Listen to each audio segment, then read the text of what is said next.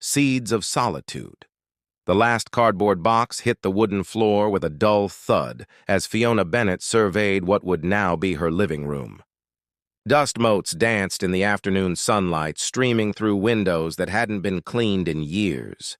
Her Aunt Marianne's cottage had stood empty for almost 3 years before Fiona had finally gathered the courage to claim her inheritance. Well, she sighed to the empty room, tucking a strand of chestnut hair behind her ear. It's just you and me now. 6 months ago, Fiona had been leading group therapy sessions at one of Boston's most prestigious mental health centers, her artwork hanging in a small gallery downtown, and sharing an apartment with Thomas, her partner of 4 years. Now at 32, she stood alone in a dilapidated cottage in Willowbrook, Vermont. Population 2,143. The cascade of events still felt surreal. The discovery of Thomas's affair with her gallery manager, the mounting pressure at work as funding cuts forced her to take on more clients, and finally, the panic attack that sent her to the hospital convinced she was having a heart attack. When the doctor suggested a leave of absence, something inside Fiona had simply surrendered. Aunt Marianne's cottage had been the obvious escape. As a child, Fiona had spent summers here, learning to paint wildflowers and wade in the creek that cut through the property's eastern edge. The place had always represented freedom from her parents' rigid expectations and scheduled activities. First things first, she muttered, pulling a box cutter from her pocket. Make one space livable. By nightfall, Fiona had cleared enough furniture to create a makeshift bedroom. The kitchen was functional, if outdated, and she'd managed to sweep most of the cobwebs from the ceiling corners. Tomorrow, she would tackle the overgrown garden that had once been Marianne's pride and joy. The nearest neighbor was half a mile down the winding country road, and the silence wrapped around her like a blanket, comforting rather than oppressive. For the first time in months, the tightness in her chest began to ease. Morning arrived with a chorus of birdsong and the gentle patter of spring rain against the roof. Fiona made her coffee and stood on the covered porch, watching droplets gather on unfurling leaves. The property stretched before her, 3 acres of neglected land bordered by woods. To the north, and what appeared to be an abandoned estate to the west. Mrs. Holloway mentioned someone bought that place, she remembered, recalling her conversation with the elderly shopkeeper in town yesterday. Some rich fellow from the city, probably another vacation home that'll sit empty most of the year. After breakfast, Fiona donned rain boots and a jacket, determined to assess the garden despite the weather. Beneath the tangle of weeds and volunteer saplings, she could make out the bones of what had once been a thoughtfully designed space: stone pathways, raised beds, and even a small pond now choked with leaves. "This is going to take more than a weekend," she murmured, but the prospect didn't discourage her. Instead, she felt a small spark of excitement, the first genuine enthusiasm she'd experienced in months. By mid-afternoon, the rain had stopped, and Fiona had filled 3 large yard waste bags with debris. Her muscles ached pleasantly, and mud streaked her jeans and jacket. As she paused to catch her breath, movement at the property line caught her attention. A tall figure stood at the edge of the neighboring estate, watching her. When their eyes met, he gave a brief, almost imperceptible nod before turning away, disappearing among the trees. That evening, Fiona set up her easel by the window. She unpacked her paints, untouched since the gallery fiasco, and hesitated only a moment before squeezing colors onto her palette. With tentative strokes, she began capturing the view outside. The rain-washed greens of early spring, the weathered fence line, and in the distance, the silhouette of the neighboring estate, mysterious and somehow foreboding against the twilight sky. For the first time in months, she painted without expectation or deadline, just shapes and colors and the quiet company of her own thoughts. When her phone buzzed with a text from Thomas, the 3rd this week, she simply turned it face down without reading it. Tonight, Willowbrook's stillness felt like a gift rather than an exile. Tomorrow would bring more weeds to pull, more rooms to clean, more dust to sweep away. But for now, this was enough. This quiet moment of creation, this small act of reclaiming herself, seed by seed, stroke by stroke, in the solitude she had chosen. Unexpected frost. The Willowbrook Farmers Market bustled with early summer activity as Fiona arranged her small selection of watercolor cards on a borrowed folding table. 3 weeks of intensive gardening and home repairs had given her calloused hands and sun-kissed shoulders, along with a growing sense of accomplishment. The cottage was beginning to feel like hers rather than simply Mary Ann's legacy. "Those are quite lovely," remarked Eleanor Walsh, the silver-haired librarian who had taken Fiona under her wing. "You should consider teaching a class at the community center." Fiona smiled politely but shook her head. "I'm not ready to be anyone's teacher again. Not yet." "Well, the offer stands," Eleanor replied, patting Fiona's arm. She lowered her voice conspiratorially. "Have you heard the latest about Oak Ridge Manor? The mysterious new owner is actually here in person." Oak Ridge Manor, the once grand estate neighboring Fiona's property, had been the subject of intense speculation throughout the small town. Construction vehicles had been coming and going for weeks, though Fiona had yet to encounter her neighbor again after that first distant sighting. "Julian Westfield," Eleanor continued, clearly delighting in sharing the gossip, "made his fortune in some kind of eco-friendly technology. Word is he bought the entire property site unseen." Before Fiona could respond, a ripple of attention moved through the market. Heads turned as a tall man in his late 30s walked between the stalls, his casual designer clothes marking him as distinctly not local despite his effort to blend in. His dark hair was slightly too long, as though he'd missed a few appointments with his barber, and there was a watchful intensity in his expression as he examined the local offerings. Eleanor squeezed Fiona's arm. "That's him," she whispered unnecessarily. When Julian Westfield reached Fiona's table, he paused, studying her watercolors with genuine interest. Up close, Fiona noticed the fine lines at the corners of his eyes and the subtle tension in his shoulders, a man accustomed to being constantly observed. "These capture something essential about this place," he said, lifting a card depicting the creek that ran between their properties. His voice was lower than she expected, with the faintest trace of an accent she couldn't place. "Thank you," Fiona replied, suddenly conscious of her paint-stained fingernails and simple sundress. "I'll take this one." He selected the creek painting, then added, "You're my neighbor, I believe. The cottage with the garden revival project." Fiona felt heat rise to her cheeks. "Yes, Fiona Bennett. My aunt left me the property. Julian Westfield." He extended his hand. His handshake was firm but not overbearing. "I've been meaning to introduce myself properly. Perhaps you'd consider showing me around town sometime? I've been told locals get better treatment at the diner." Before she could formulate a response, Julian was interrupted by a phone call. With an apologetic glance, he paid for the card, answered his phone with a clipped "Westfield," and moved away, already immersed in what sounded like a complex business discussion. "Well," Eleanor said with an arched eyebrow, "that was interesting." The following Tuesday, Fiona stood knee-deep in the pond she'd finally cleared, balancing precariously as she positioned water lilies.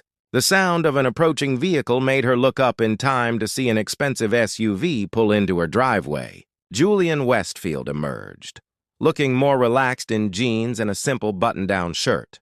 "Your driveway needs serious attention," he called by way of greeting. "Navigating around several potholes?" "It's on my list," Fiona replied, wading carefully to the pond's edge. "Somewhere after replace leaking roof and remove possibly structural wasp nest." Julian smiled, a genuine expression that transformed his serious face. "I came to invite you to a community meeting tomorrow night. The town council wants to discuss my development plans." "What sort of development?" Fiona asked, suddenly wary. "Nothing excessive." "A wellness retreat center. Sustainable architecture, minimal environmental impact." He gestured toward the western edge of her property, though it would require some changes to the wetland area. "My engineers say we'll need to redirect the creek slightly." The creek. Her creek. The boundary waters that she'd spent hours sketching, where she'd spotted herons, and once, magically, a family of otters. "You want to redirect the creek?" she repeated flatly. Julian must have noticed her change in tone. "Only slightly. The environmental impact study suggests that wetland is home to dozens of species," Fiona interrupted, stepping out of the pond. Water sloshed from her boots. It's one of the few untouched areas left in the county. I understand ecological concerns. My entire business is built on sustainable solutions, Julian countered, his professional demeanor returning. The retreat will bring jobs and tourism to a town that's clearly struggling economically. At what cost? Fiona gestured to the land around them. Some things are worth more than economic development, Mr. Westfield. A flash of genuine surprise crossed his face, as though he wasn't accustomed to opposition. The meeting is at 7 Town Hall. I hope you'll come hear the full proposal before making judgments. That night, Fiona researched Julian Westfield. The results were impressive. Founder of GreenSphere Technologies, pioneer in sustainable building materials, featured in Forbes 40 Under 40. But as she scrolled through articles, she noticed a pattern. Other developments that had begun with promises of environmental sensitivity only to expand beyond their original scope once approvals were secured. The town hall was packed the following evening. Julian's presentation was polished and persuasive, full of architectural renderings showing elegant buildings nestled among trees, solar panels gleaming in computer-generated sunlight. Jobs, tax revenue, ecological tourism, he addressed every possible benefit. When the floor opened for questions, Fiona found herself standing. The wetland area you're proposing to modify is home to 3 endangered species, she said, her voice steadier than she felt. It's also a critical watershed for downstream farms. How can you claim minimal environmental impact when you're essentially destroying an ecosystem? A murmur ran through the room. Julian's expression remained neutral, but something flickered in his eyes. Surprise again, and perhaps a hint of respect. Ms. Bennett raises valid concerns, he acknowledged. I'd be happy to walk through the environmental mitigation strategies with her and anyone else interested in detail. The meeting continued, but something had shifted. As people filed out afterward, Fiona found herself face to face with Julian in the parking lot. You came prepared, he said. I care about this place, she replied simply. So do I. Believe it or not. He leaned against his vehicle. Come to Oak Ridge tomorrow. I'll show you the full environmental plan. If you still have concerns afterward, I'll listen. Fiona hesitated, then nodded once. Tomorrow afternoon. And Mr. Westfield, bring your best arguments. You'll need them. As she drove home, the moon illuminated the wetlands beside the road. The land she was suddenly determined to protect, even against the most charismatic billionaire she'd ever encountered. Thawing ground November arrived with unseasonable cold, transforming Willowbrook into a landscape of frost and fog. Fiona added extra blankets to her bed and spent evenings by the newly restored fireplace, sketching winter scenes illuminated by dancing flames. The garden had been put to bed for the season, the cottage repairs mostly complete except for cosmetic details. 4 months had passed since the contentious town meeting. Julian's development plans had been modified, significantly following environmental consultations, some of which had included Fiona's input after their initial. Heated discussions evolved into a reluctant professional respect. The creek would remain untouched. The wetlands preserved as a nature sanctuary that would be incorporated into the retreat's educational programming. Construction had begun on the less sensitive portions of Oak Ridge Manor, but progress halted when the weather turned. The town had settled into its winter rhythm, and Fiona had settled into an unexpected friendship with her once adversarial neighbor. It began with arguments over environmental reports that somehow turned into discussions about sustainable agriculture, which evolved into debates about art and literature over coffee at the local diner. Julian was well-read and thoughtful, challenging Fiona's assumptions without dismissing her perspectives. In him, she found an intellectual equal with vastly different life experiences, a combination that proved surprisingly addictive. Still, she maintained careful boundaries. Whatever attraction might be developing remained unacknowledged by mutual silent agreement. The first real snowstorm of the season arrived with unexpected ferocity. Fiona woke to howling winds and a power outage, the cottage grown cold without the electric heater. By noon, 18 inches of snow had fallen. and the weather service warned of another foot before morning. As Fiona stoked the fireplace and calculated how long her supplies would last, a loud knocking startled her. Opening the door revealed Julian, snow crusted on his heavy coat and boots, cheeks reddened from cold. "The access road to Oak Ridge is completely blocked," he explained, stomping snow from his boots. "Trees down everywhere. I've been checking on residents along our road. The plow won't get here until tomorrow at the earliest." "Come in before you freeze," Fiona said, stepping aside. "The power's out, but the fireplace works." Julian entered, bringing a blast of cold air with him. "The whole town's dark. Eleanor Walsh has opened the library as an emergency shelter since they have a generator, but I couldn't get my car through to offer rides." "Is everyone okay?" Fiona asked, concerned for her elderly neighbors down the road. "The Hendersons are fine. Their son got them a generator last winter. Mrs. Calloway refused to leave her cats, but she has enough supplies." He removed his wet coat. "I was worried about you, out here alone." The simple statement, delivered without pretense, warmed Fiona more than she cared to admit. "I'm tougher than I look," she said, gesturing toward the fireplace. "And I have enough food and firewood to last a week." They settled into a surprisingly comfortable routine as the storm raged. Julian proved handy with the fireplace, building a more efficient fire than Fiona's attempts. She contributed a pot of vegetable soup cooked over the flames, using garden produce she'd preserved in the fall. As evening fell, they sat before the fire with mugs of tea, wrapped in quilts Fiona had found in a cedar chest. "I haven't been without electricity this long since a camping trip in college," Julian admitted, the firelight softening his features. "It's strangely peaceful." "That's what drew me here," Fiona replied. After the chaos of Boston, the simplicity felt like salvation. "You never talk about what brought you to Willowbrook," Julian observed quietly.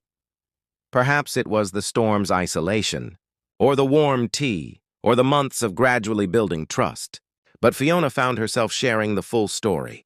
Thomas's betrayal, her professional burnout, the panic attacks that had left her questioning everything. The worst part wasn't even the affair, she concluded, staring into the flames. It was realizing I'd spent years trying to be someone I wasn't. In my relationship, in my career, in my art. I was creating what others expected instead of what felt authentic. Julian was silent for a long moment. "I understand that more than you might think," he finally said. He hesitated, then added, "My wife died 3 years ago." Fiona turned to him, surprised. Nothing in her research had mentioned a wife. "Cancer," he continued. "We kept it private. Charlotte hated being pitied." He twisted his mug in his hands. "She was an environmental scientist.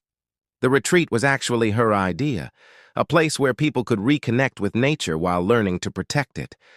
"I'm so sorry," Fiona said softly.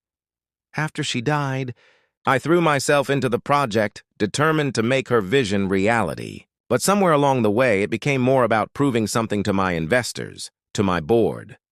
He looked up, his expression unguarded. "Until a stubborn artist at a town meeting reminded me what really mattered." The confession hung between them, altering the atmosphere in the cottage. Fiona found herself reaching across the space between their chairs, her hand covering his. "Thank you for telling me," she said simply. They talked through the night as the storm gradually subsided, sharing stories they'd never told anyone else. Julian spoke of growing up with immigrant parents who had sacrificed everything for his education. Fiona described her complicated relationship with art, both salvation and source of her deepest insecurities. When dawn broke, the world outside was transformed, pristine white expanses broken only by the dark silhouettes of trees. The power remained out, but something had been restored between two people who had begun as adversaries. "I should check on the others," Julian said reluctantly, gathering his now dry coat, of course. Fiona agreed. At the door she added, "Thank you for checking on me." He paused, then said with surprising gentleness, "That's what neighbors do." As she watched him navigate the snow-covered path, Fiona realized something had fundamentally shifted during the storm. The boundaries she had so carefully maintained were beginning to blur like the horizon in a winter whiteout. And for the first time in longer than she could remember, the prospect of letting someone in didn't terrify her. Spring Crossroads April painted Willowbrook in pastels, pale green buds, delicate pink blossoms, and soft yellow daffodils pushing through soil still cool from winter's grip. Fiona's garden awakened under her attentive care, and her cottage had transformed entirely, warm cream walls displaying her artwork, refinished wooden floors that gleamed in the sunlight, windows clean enough to disappear between inside and out. Construction had resumed at Oak Ridge Manor, though with significant modifications to the original plans. Julian had incorporated many of Fiona's suggestions about preserving natural spaces, resulting in a design that worked with the landscape rather than imposing upon it. Their friendship had deepened through the winter months, evolving into something neither had named but both recognized was unusual. They had fallen into comfortable patterns: Saturday morning hikes through the surrounding hills, Sunday brunches at the diner where they debated everything from politics to poetry, weekday evenings when Julian would bring over architectural plans and Fiona would offer perspective from someone who lived closer to the land. On a particularly glorious spring morning, Fiona was tending to newly planted rose bushes when a familiar car appeared, not Julian's SUV, but a sleek sports car she hadn't seen in nearly a year. Thomas. He emerged from the vehicle looking exactly as she remembered: perfectly styled hair, expensive casual clothes, confident smile. For a moment, Fiona felt a disorienting shift, as though the months of healing and growth had suddenly collapsed. "Surprise!" he called, approaching with arms outstretched. "You are ridiculously difficult to find, Fee. You couldn't have picked a more remote location if you tried." Fiona stood slowly, removing her gardening gloves. "That was rather the point, Thomas," she replied, her voice steadier than she expected. "What are you doing here?" His smile faltered slightly. "That's a hell of a greeting after all this time." He glanced around, taking in the transformed property. "The place looks good. Rustic chic is apparently your aesthetic now." "Why are you here?" Fiona repeated. Thomas sighed dramatically. "Fine, straight to business. The center is offering you your position back, with a promotion. Director of Art Therapy. Full creative control, bigger budget, higher salary." He produced an envelope from his jacket. "I volunteered to deliver the offer personally." "You volunteered?" Fiona echoed skeptically. "Okay, I might have suggested it," he admitted with a charming smile. "I've missed you, Fee. The gallery misses you. Your clients miss you. Hell, even Boston misses you. And Diane." "Does she miss me too?" Fiona asked, referencing the gallery manager he'd had an affair with. Thomas winced. "Ancient history. We ended things months ago. It was a mistake. I know that now." He stepped closer. "We were good together, Fee. We could be again." Before Fiona could respond, the sound of another vehicle drew their attention. Julian's SUV pulled up behind Thomas's car, and he emerged carrying a wicker basket. "Sorry I'm late," he called. "Eleanor insisted I take some of her—" He stopped abruptly, noticing Thomas. An awkward silence descended as Julian approached. Fiona made hasty introductions, watching as the men sized each other up with barely disguised wariness. "I should let you catch up," Julian said with careful neutrality. He handed Fiona the basket. "Eleanor's strawberry scones. For our picnic, but we can reschedule." "No need," Thomas interjected smoothly. "I was just dropping off some paperwork for Fiona to consider."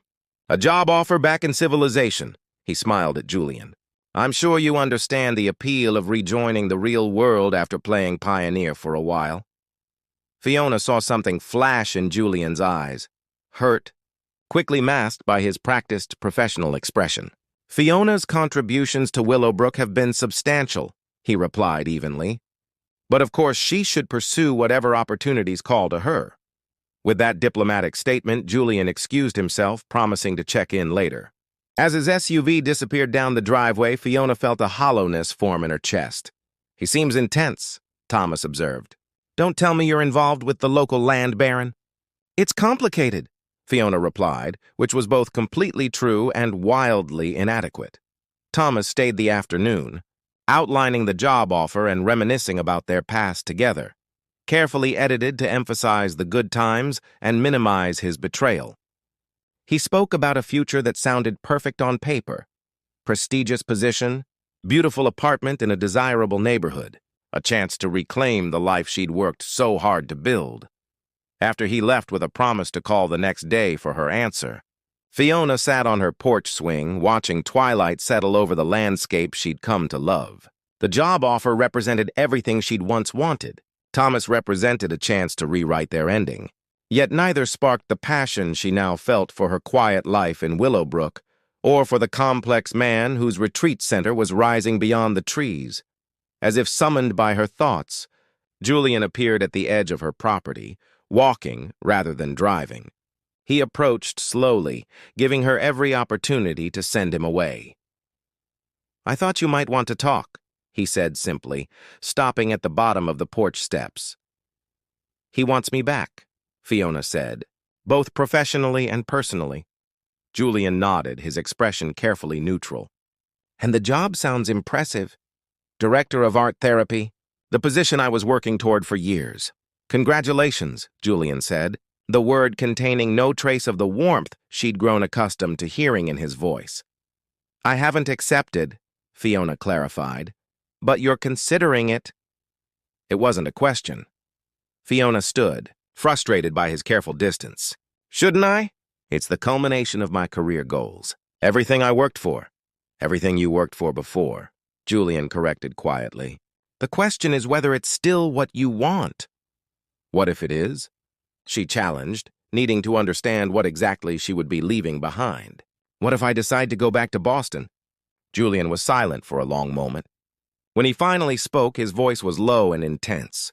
"Then I would wish you well and mean it, because these past months have shown me what Charlotte tried to teach me for years, that caring for someone means wanting their happiness even when it doesn't include you." The simple honesty of his statement broke something open inside Fiona. "And if I stayed?" Julian climbed the first step, then the second, stopping just below where she stood. "If you stayed because this place has become your home, because your art has flourished here, because you found peace within yourself, that would be reason enough to celebrate." "And if I stayed for those reasons," she pressed, "but also because there's someone here who has become important to me?" The careful mask Julian had maintained slipped, revealing vulnerability she'd only glimpsed during the snowstorm. "Then I would hope that someone deserves your trust," he said softly. "And I would hope he has the courage to tell you that watching you leave would be like watching the sun disappear." Fiona's breath caught. "Julian, take the time you need," he said, stepping back. "This decision is too important to rush. Whatever you choose, Willowbrook has been better for having you here." As he walked away in the gathering darkness, Fiona realized she faced not just a choice between careers or locations, but between returning to a past she'd outgrown and stepping forward into an uncertain but promising future. Summer Bloom. The summer solstice celebration was Willowbrook's largest annual event, transforming the town square into a festival of music, food, and local crafts. This year held special significance. The grand opening of Oak Ridge Retreat coincided with the traditional festivities, bringing curious visitors from neighboring communities and media attention unprecedented in the town's quiet history. Fiona stood before her cottage mirror, smoothing the emerald green dress she'd impulsively purchased in Burlington last week. Her chestnut hair, longer now than she'd worn it in years, fell in loose waves past her shoulders. The woman reflected. Back at her seemed simultaneously familiar and foreign, stronger than the Fiona who had arrived a year ago, more confident, somehow more authentically herself. Thomas's job offer had departed with him 3 months ago, her refusal firm despite his persistence. The decision, when finally made, had felt less like a dramatic choice and more like an acknowledgement of what she already knew. Her future lay in Willowbrook, not in her past. The evolution of her relationship with Julian had progressed with deliberate care. Both carried scars that made them cautious, but their connection had deepened through honest conversations and shared purpose. Julian had asked her to design the retreat's art therapy spaces, incorporating her professional expertise without demanding she return to clinical practice. Instead, she had begun teaching weekend workshops for local residents, fulfilling work that energized rather than depleted her. Fiona's artwork now hung in galleries in Burlington and even Boston, landscapes and abstracts that captured the emotional essence of Willowbrook's changing seasons. Her garden flourished, supplying not only her kitchen, but also the retreat's farm-to-table restaurant. As she fastened a simple silver pendant at her throat, a gift from Julian on her birthday, her phone chimed with his message. "Ready when you are." Julian waited beside his car, handsome in a light summer suit that somehow didn't look out of place in rural Vermont. His expression when he saw her contained everything words couldn't adequately express. "You're beautiful," he said simply, opening the passenger door. The drive to town was filled with comfortable conversation about last-minute details for the opening ceremony. Julian had asked Fiona to speak briefly about the retreat's environmental education program, which she had helped design to connect visitors with the preserved wetlands and surrounding woodlands. "Nervous?" he asked, as they approached the festively decorated town square. "Surprisingly, no," Fiona replied truthfully. "A year ago, I couldn't have imagined standing in front of a crowd again. But this feels right." Julian reached across to take her hand. "You've helped create something meaningful here. Something that honors the land instead of exploiting it." "We both have," she said, squeezing his hand. The celebration was everything a small-town festival should be. Children running with sparklers. As twilight approached, elderly couples dancing to a local band playing folk tunes. Tables laden with homemade pies and preserves. What made it extraordinary was the seamless integration of Oak Ridge Retreat's opening. The elegant buildings visible on the hillside beyond town, their lights beginning to twinkle as evening descended. After the speeches and ribbon-cutting, Fiona found herself surrounded by well-wishers and curious visitors. Eleanor Walsh approached with a knowing smile. "I always said you'd be good for this town," the librarian remarked. "Though I admit I didn't anticipate just how much you'd transform our most eligible newcomer." She nodded toward Julian, who was deep in conversation with the mayor and several investors. "We transformed each other," Fiona replied honestly. As the official festivities wound down, Julian found Fiona speaking with a group of artists interested in future residency programs at the retreat. "May I steal you away?" he asked, his hand warm at the small of her back. "There's something I'd like to show you." They slipped away from the crowd, driving up the winding road to Oak Ridge. Instead of stopping at the main buildings, however, Julian continued along a smaller path that led toward the boundary between their properties. "Where are we going?" Fiona asked, curious. "Somewhere special," was all he would say. The path ended at the edge of the preserved wetlands. Julian helped Fiona from the car, then led her along a boardwalk that had been constructed to allow visitors to experience the ecosystem without disturbing it. Solar-powered lanterns illuminated their way, casting a gentle glow over water reflecting the rising moon. They reached a small platform extending over the creek, the very creek that had been the center of their first serious disagreement.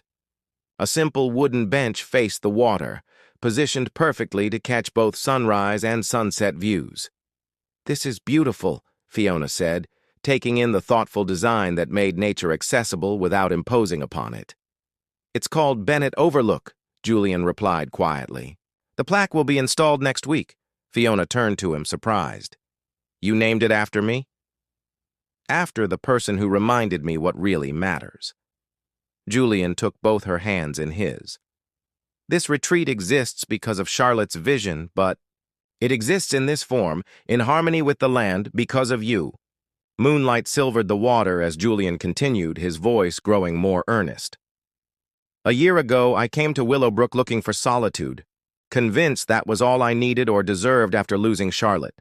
Instead, I found connection with this community, with this landscape, and most unexpectedly, with you. He released one of her hands to reach into his pocket, producing a small wooden box carved with intricate wildflower designs. This isn't a proposal, he clarified quickly. Not yet. We both know rushing isn't our style.